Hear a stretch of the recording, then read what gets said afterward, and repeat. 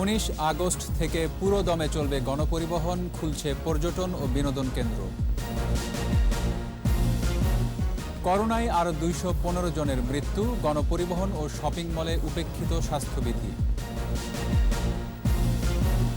বঙ্গবন্ধু হত্যার সাথে জিয়াও জড়িত বললেন আইনমন্ত্রী, নূর চৌধুরীকে ফেরত পাঠাতে কানাডাকে অনুরোধ।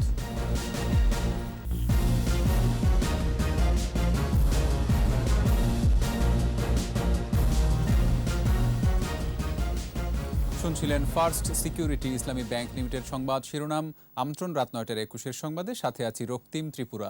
দর্শক, 21 টেলিভিশনের সংবাদ একই সাথে সরাসরি দেখতে পাবেন আমাদের ফেসবুক পেজ www.facebook.com/2124 অনলাইনে। 19 আগস্ট থেকে খুলছে পর্যটন ও বিনোদন কেন্দ্র আর কমিউনিটি সেন্টার, চলবে শতভাগ গণপরিবহন। জনপ্রশাসন প্রতিমন্ত্রী ফরহাদ হোসেন বলেছেন, করোনা পরিস্থিতি খারাপের দিকে গেলে আবারও বিধিনিষেধ আসতে পারে। মোহাম্মদ নুরুন নবীর রিপোর্ট। 19 আগস্ট থেকে সড়ক, নৌ ও রেলপথে শতভাগ গণপরিবহন চলাচল করবে। পর্যটন কেন্দ্র, রিসোর্ট, কমিউনিটি সেন্টার ও বিনোদন কেন্দ্রে ধারণ ক্ষমতার অর্ধেক ব্যবহার করে চালু রাখা যাবে, কিন্তু সকল ক্ষেত্রেই মাস্কের ব্যবহার ও স্বাস্থ্যবিধি মেনে চলতে হবে। বৃহস্পতিবার জারি করা এই প্রজ্ঞাপনে এই নির্দেশনাই দেওয়া হয়েছে। জনপ্রশাসন প্রতিমন্ত্রী জানিয়েছেন, জীবন জীবিকার তাগিদে সবকিছু স্বাভাবিক করা হয়েছে। করোনা পরিস্থিতির অবনতি হলে আবারও আসবে বিধিনিষেধ। এখনও কিন্তু আমাদের পরিস্থিতি সন্তোষজনক নয়। আমরা কিন্তু সেটা 5%-এর নিচে আমাদের আনতে হবে। যদি দেখি যে আমরা মানুষ মানছে না, বেড়ে যাচ্ছে, তখন তো আবার বন্ধ করতে হবে। এই দুইটা কৌশল আমাদের কাছে। একটা হচ্ছে আপনার বিধিনিষেধ দেওয়া, লকডাউন দেওয়া, যেটা আমরা লকডাউন বলি না, বলি বিধিনিষেধ। আরেকটি হচ্ছে যে আপনাকে ছেড়ে দেবেন, কিন্তু সবাইকে মাস্ক পরতে হবে। মহামারীর সময়ে চাকরির সকল পরীক্ষা বন্ধ রয়েছে। এতে চাকরি প্রত্যাশীদের ক্ষতি পুষিয়ে নিতে উদ্যোগের কথা জানালেন জনপ্রশাসন প্রতিমন্ত্রী। 25শে মার্চে তাদের বয়স 30 বছর হতে হবে। এগুলো সরকারি যে কোনো প্রতিষ্ঠানে আমরা এইটা পাঠিয়ে দেব সবার কাছে, যারা যখন বিজ্ঞাপনটা দিবে সে বিজ্ঞাপনে উল্লেখ করবে 2020 সালের 25শে মার্চে তার বয়স 30 হতে হবে। সেটা আমরা পাঠিয়েছি মাননীয় প্রধানমন্ত্রীর কাছ থেকে, আসলে তখন আমরা বলতে পারবো। গেল বছর 25শে মার্চ থেকে চলতি বছরের পুরোটা সময় প্রায় 21 মাস এই ছাড়ের সুবিধা পাচ্ছে চাকরি প্রত্যাশীরা, যাতে করে তারা ক্ষতিগ্রস্ত না হয়। মোহাম্মদ নুরুন নবী, 21 টেলিভিশন, ঢাকা। করোনায় মৃত্যুর সংখ্যা কিছুটা কমেছে। 24 ঘন্টায় 215 জনের মৃত্যুর খবর জানিয়েছে স্বাস্থ্য অধিদপ্তর। একদিনে শনাক্ত হয়েছে 10,126। শনাক্তের বিপরীতে মৃত্যুহার 1.69%, আর পরীক্ষার বিপরীতে শনাক্ত হার 22.46%। মফিউর রহমানের রিপোর্ট। 24 ঘন্টায় করোনায় মৃত্যু হয়েছে 215 জনের। এ নিয়ে মোট মৃত্যু 23,613। 24 ঘন্টায় শনাক্ত হয়েছে 10,126।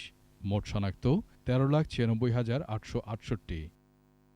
অ্যান্টিজেন টেস্ট সহ মোট নমুনা পরীক্ষা হয়েছে 45,078 জনের।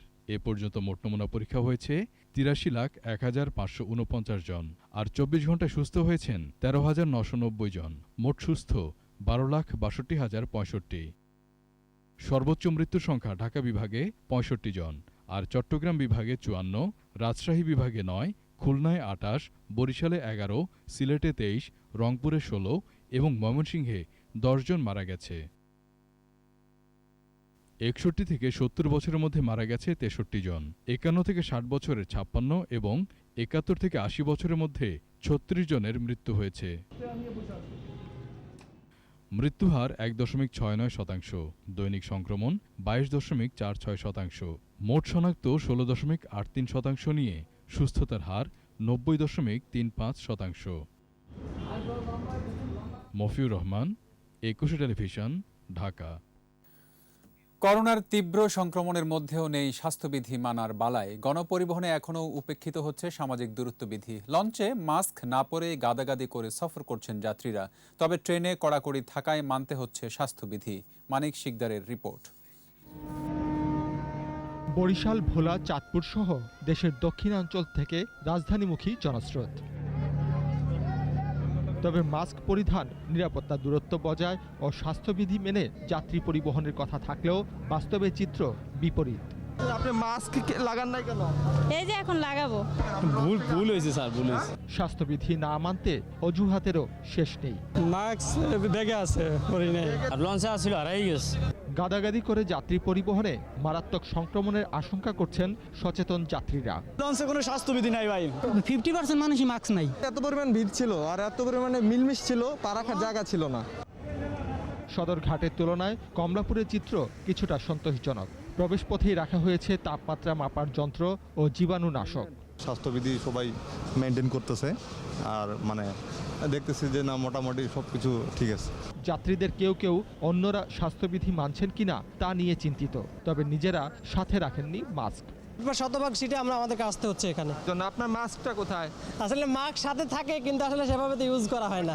মাস্ক পরছি আমি, কিন্তু আমার ভ্যাকসিনেট করা আছে তো ওই জন্য মাস্ক পরি নাই আর কি। আপনি কিন্তু অনেকক্ষণ কথা বললেন আমার সাথে, কিন্তু আপনি মাস্কটা পরেন না।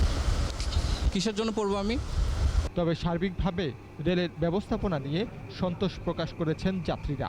মোটামুটি সবার সচেতন, এইভাবে যদি থাকে তাহলে ঠিক আছে। সারা দেশে চলাচল করছে 38 জোড়া আন্তনগর ও 19 জোড়া মেইল কমিউটার ট্রেন। স্বাস্থ্যবিধি মানতে নিয়মিত তদারকিও করছে রেল কর্তৃপক্ষ। আইন শৃঙ্খলা বাহিনী আছে, তারা দেখতেছে মাস্ক ছাড়া কাউকে ভিতরে প্রবেশ করতে দেওয়া হচ্ছে না, এবং ভিতরেও আমাদের অ্যাটেন্ডেন্স আছে যারা এটা পর্যবেক্ষণ করছে যে কেউ মাস্ক ছাড়া বসে আছে কিনা। রেলে কাউন্টারের চেয়ে অনলাইনেই বেশি টিকিট বিক্রি হচ্ছে। মানিক শিকদার, 21 টেলিভিশন, ঢাকা। এদিকে শপিং মল দোকানপাটে মাস্ক পরা বাধ্যতামূলক হলেও অনেকে তা মানছে না। বালাই নেই সামাজিক দূরত্বের। রাজধানীর অভিজাত মলে ক্রেতার উপস্থিতি কম থাকলেও নিউ মার্কেট এবং এর আশপাশের দোকান ও ফুটপাতে বেশ ভিড়। বিস্তারিত সাইদুল ইসলামের রিপোর্টে। করোনা সংক্রমণ রোধে প্রায় 3 সপ্তাহের কঠোর বিধিনিষেধের পর খুলছে শপিং মল ও দোকানপাট। প্রথম দিন বেচা বিক্রি হলেও দ্বিতীয় দিন কিছুটা কম। রাজধানীর গাউসিয়া নিউ মার্কেট ও আশপাশের দোকানে ক্রেতার উপস্থিতি মোটামুটি। কাস্টমার খুব কম মার্কেটে এখন। হয়তো দেখা যায় কালকে শুক্রবার, কালকে একটু হলিডে, কালকে একটু বেচাকেনা ভালো হতে পারে। তবে শপিং মলে স্বাস্থ্যবিধি অনেকটা উপেক্ষিত। ক্রেতা বিক্রেতা অনেকের মুখে নেই মাস্ক। এখন মাল নিতে আসছে কিন্তু মাস্কটা পরার খেয়াল ছিল না, মাস্ক আনে নাই। এছাড়া স্বাস্থ্যবিধি রক্ষায় পর্যাপ্ত ব্যবস্থাও নেই মলগুলোতে। ক্রেতারা জানালেন শঙ্কার কথা, বলেন এভাবে স্বাস্থ্যবিধি উপেক্ষিত হলে সংক্রমণ বাড়বে। স্বাস্থ্যবিধি আমাদের প্রত্যেকের উপর নির্ভর করে, আমরা যারা নিজেরা সচেতন না তারা সমস্যায় পড়বো। এত ভিড়ের জন্য করোনা আরো বেশি বাড়তে পারে, আমাদের সবার একটু সচেতন থাকা উচিত। দীর্ঘদিন দোকানপাট বন্ধ থাকায় বেতন ভাতা নেই শ্রমিকদের। তারা জানান তাদের কষ্টের কথা। 1 মাস লকডাউন, হয়তো হাফ বোনাস পাইছি, বেতন পাইছি, দেখা যায় কোনো মাসে 5 দিনে বেতন পাইছি। আজকে আমার মতো মানুষের 3 মাসের ঘর ভাড়া পাবে আমার কাছে বাড়িওয়ালা, তা আমাদের কি পরিস্থিতি? দোকানিরা জানান দৈনন্দিন খরচ মেটাতে হিমশিম খেতে হচ্ছে তাদের।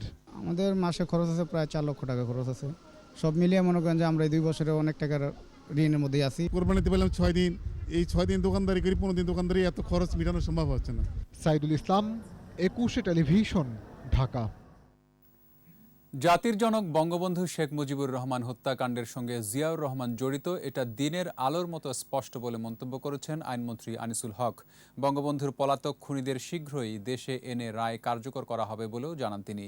এদিকে বঙ্গবন্ধু হত্যা মামলায় মৃত্যুদণ্ডের আদেশ পাওয়া পলাতক খুনি নূর চৌধুরীকে ফেরত পাঠাতে কানাডাকে অনুরোধ জানিয়েছেন পররাষ্ট্রমন্ত্রী ডক্টর AK আব্দুল মোমেন। বিস্তারিত শাকেরা আরজুর রিপোর্টে। গুলশানে নিজ কার্যালয়ে সাংবাদিকদের সঙ্গে ব্রিফিংয়ে আইনমন্ত্রী বলেন, জাতির পিতা বঙ্গবন্ধু শেখ মুজিবুর রহমান হত্যাকাণ্ডের সঙ্গে জিয়াউর রহমান জড়িত। 1981 সালে হত্যার শিকার হওয়ায় তাকে মামলার আসামি করা হয়নি। এইটা দিনের আলোর মতন সত্য যে জিয়াউর রহমান এই হত্যাকাণ্ডের সাথে জড়িত। এই হত্যাকাণ্ডে জিয়াউর রহমান জড়িত এবং সেটার যে সাক্ষ্য প্রমাণ ইনশাআল্লাহ এই কমিশনের মাধ্যমে সেটা জনসম্মুখে আমরা উপস্থাপন করব। বঙ্গবন্ধু হত্যার পেছনের কুশলীদের চিহ্নিত করতে জাতীয় কমিশন গঠনের রূপরেখা তৈরি আছে। করোনা মহামারীতে তা থেমে আছে বলে মন্তব্য করেন তিনি।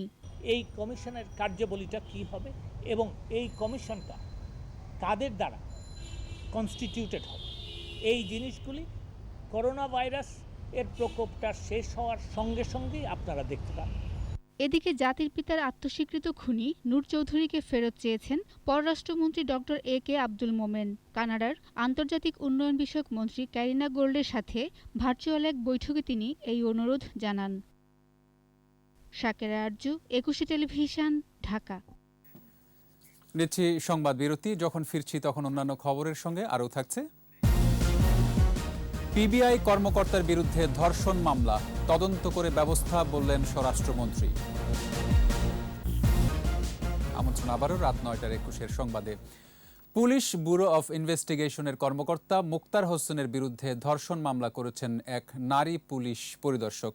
বৃহস্পতিবার ঢাকা জজ কোর্টের বিচারক বেগম কামরুন নাহারের ট্রাইব্যুনালে মামলাটি দায়ের করেন তিনি। শুনানি শেষে মামলাটি উত্তরা পূর্ব থানার ওসিকে এফআইআর হিসেবে গ্রহণ করে প্রয়োজনীয় ব্যবস্থা নেয়ার নির্দেশ দিয়েছেন আদালত। মামলার অভিযোগে বলা হয়, জাতিসংঘ শান্তি মিশনে থাকার সময় এবং দেশে ফিরে হোটেলে কয়েকবার ধর্ষণ করেন পুলিশ সুপার মুক্তার হোসেন। এদিকে রাজধানীতে এক অনুষ্ঠানে এ বিষয়ে স্বরাষ্ট্রমন্ত্রী বলেন, তদন্ত করে ব্যবস্থা নেওয়া হবে।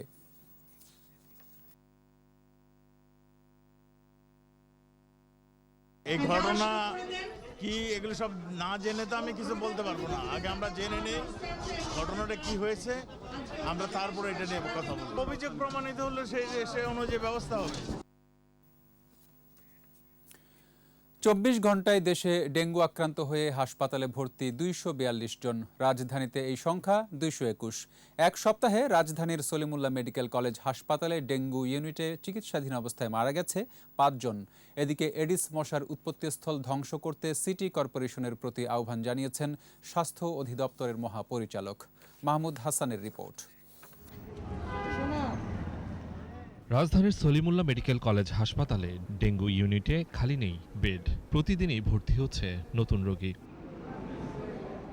রোগীর স্বজনদের অভিযোগ, মশক নিধনে দক্ষিণ সিটি কর্পোরেশনের তৎপরতা যথেষ্ট নয়। আমাদের খুব দুর্বিষহ অবস্থা। আপনি এই 3টা রোগী দেখেন, ওরা যাত্রাবাড়ি, মাঝখানের এরা কাজলা, আমি শনিরাকরা গোবিন্দপুর। আগে যেখানে আমাদের দেখা যেত সপ্তাহে 3 দিন 4 দিন ওষুধ দিত, এখন সেখানে 10 দিন হয়ে যাচ্ছে ওষুধ দিচ্ছে না। আমাদের এলাকায় যে কাউন্সিলর আছে ওনাকে জানানো হয়েছে, কিন্তু কি বলবো, তারা তো এরকমভাবে কিছু দেখে না। চিকিৎসক বলছেন, গত কয়েকদিনের তুলনায় ডেঙ্গু রোগীর সংখ্যা কমে এসেছে।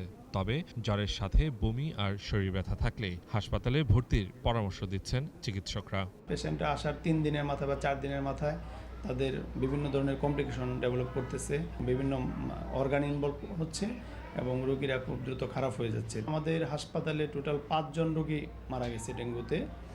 এর মধ্যে গত 3 দিনে মারা গেছে 3 জন এবং এই 3 জনই যাত্রাবাড়ি এলাকার রোগী। এদিকে স্বাস্থ্য অধিদপ্তরের মহাপরিচালক বলেছেন, ডেঙ্গু রোগীদের চিকিৎসায় পর্যাপ্ত ব্যবস্থা নেওয়া হয়েছে। তবে মশক নিধনে জোরালো পদক্ষেপ নেওয়ার আহ্বান তার। অধিদপ্তরের পক্ষ থেকে আমরা বারংবার এই কর্পোরেশনগুলোকে জানিয়েছি যে মশার উৎপত্তি স্থলগুলোকে আপনারা ধ্বংস করুন, ডেঙ্গু যাতে না হয় সেই ব্যবস্থাটা আপনারা নিন। অপরদিকে নিয়ন্ত্রণ কক্ষ থেকে ডেঙ্গুতে আক্রান্ত রোগীদের খোঁজ খবর নিয়েছেন দক্ষিণ সিটির মেয়র ব্যারিস্টার শেখ ফজলে নূর তাপস। কোথাও লার্ভা টার্ভা আছে যার কারণে হয়তোবা মশা হয়েছে। মাহমুদ হাসান, একুশে টেলিভিশন, ঢাকা। এবার এসআইবিএল ব্যবসা বাণিজ্যের খবর।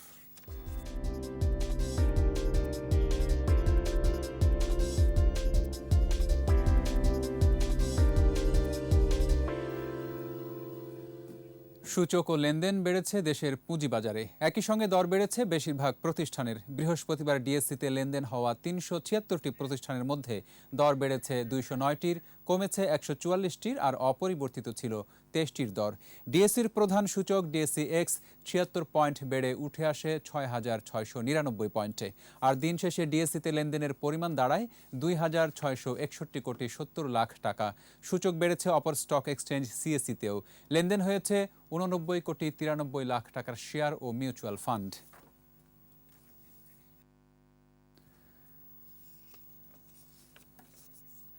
এর সাথে শেষ করছি রাত ৯:২১ সংবাদ। যাবার আগে ফার্স্ট সিকিউরিটি ইসলামী ব্যাংক লিমিটেড সংবাদ শিরোনামগুলো আরও একবার। ১৯ আগস্ট থেকে পুরো দমে চলবে গণপরিবহন, খুলছে পর্যটন ও বিনোদন কেন্দ্র। করোনায় আরও ২১৫ জনের মৃত্যু, গণপরিবহন ও শপিং মলে উপেক্ষিত স্বাস্থ্যবিধি। বঙ্গবন্ধু হত্যার সাথে জিয়াও জড়িত বললেন আইনমন্ত্রী। নূর চৌধুরীকে ফেরত পাঠাতে কানাডাকে অনুরোধ।